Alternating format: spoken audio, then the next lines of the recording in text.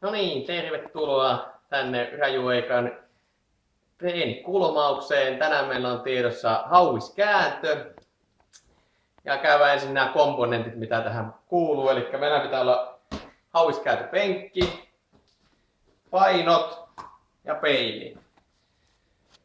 Ja kun lähdetään tähän hauiskääntöön, niin ensimmäisenä tietenkin otetaan lihas esille sieltä.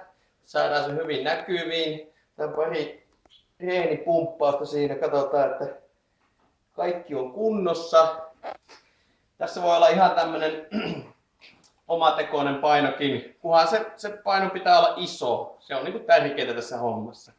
Sitten otetaan tuo kainalo tuohon niin kiinni ja otetaan tiukka katse tuolta peilistä, ruvetaan kattoo. Ja tästä pitää tarkkailla hyvin tarkkaan, että miten se lihas siinä toimii ja kasvaa.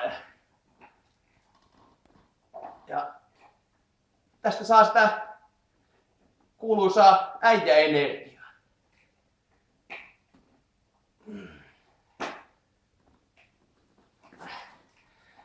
Ja tämä tänään meillä treenikulmauksessa.